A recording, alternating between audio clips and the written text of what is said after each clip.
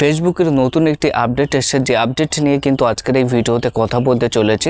অনেক গুরুত্বপূর্ণ একটি আপডেট। আপনি যদি একজন ফেসবুক ক্রিয়েটর হয়ে থাকেন কিংবা ফেসবুক ইউজার হয়ে থাকেন, তাহলে এই আপডেটটি কিন্তু আপনার জেনে রাখা অবশ্যই প্রয়োজন।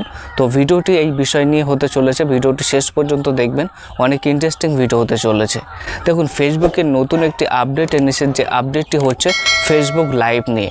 অর্থাৎ এতদিন আমরা যখন ফেসবুকে কোনো লাইভ করতাম, লাইভ ভিডিও তৈরি করতাম, সেই ভিডিওটি যখন শেষ করতাম এবং আপলোড করার সময় কিন্তু ওখানে কতগুলো অপশান চলে আসতো, যেখানে বলা থাকতো যে আপনি এই ভিডিওটি 30 দিনের পরে ডিলিট করতে চান কিংবা আপনি এই ভিডিওটি পার্মানেন্টভাবে আপনার ফেসবুকে রাখতে চান।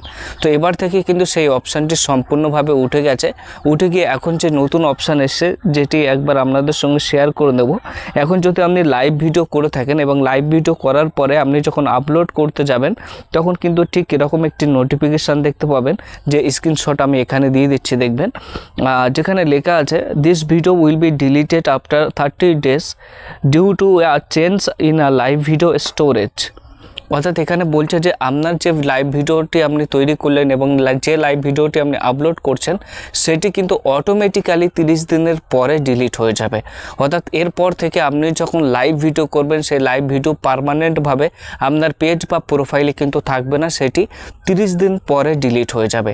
এক্ষেত্রে আপনার করণীয় আছে, যদি আপনি ওই ভিডিওটি পার্মানেন্টভাবে আপনার পেজে রাখতে চান, তাহলে সে বিষয়ে কিছু উপায় আছে, যেটি আমি লাস্ট বলছি। তো অ্যাকচুয়ালি ফেসবুক নতুন এই আপডেট এনেছে, যেখানে আপনি যখনই লাইভ ভিডিও করবেন, সেই লাইভ ভিডিও আপনার পেজে পার্মানেন্টভাবে থাকবে না, এবং সেখানে কিন্তু স্পেশালি কোনো অপশান নেই যেখানে আপনি সিলেক্ট করে পার্মানেন্টভাবে আপনার পেজে বা প্রোফাইলে আপনি রাখতে পারবেন।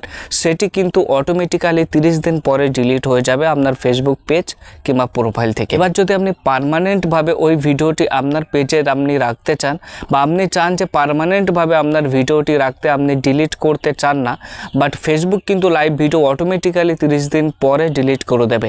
তো আপনি পার্মানেন্টভাবে আপনার পেজে বা প্রোফাইলে যদি ওই লাইভ ভিডিও রাখতে চান, তাহলে কিন্তু সেক্ষেত্রে 30 দিনের মধ্যে ওই ভিডিওটিকে আপনাকে ডাউনলোড করতে হবে, এবং ডাউনলোড করার পর পুনরায় আপনাকে আপলোড করতে হবে। এবং পুনরায় যদি আপনি আপলোড করেন, তাহলে কিন্তু আপনার লাইভ ভিডিও ডিলিট হয়ে গেলেও আপনি যে ভিডিওটি আপলোড করলেন, সেই ভিডিওটি কিন্তু অটোমেটিক্যালি আপনার পেজে থেকে যাবে এবং পার্মানেন্টভাবে থেকে যাবে।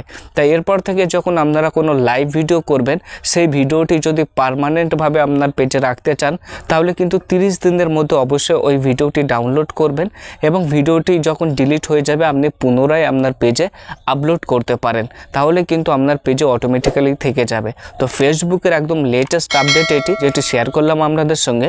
এবং এরকমই ভিডিও পেতে চাইলে অবশ্যই চ্যানেলটি কিন্তু সাবস্ক্রাইব করে সাপোর্ট করবেন। দেখা হবে পরবর্তী কোনো ভিডিওতে।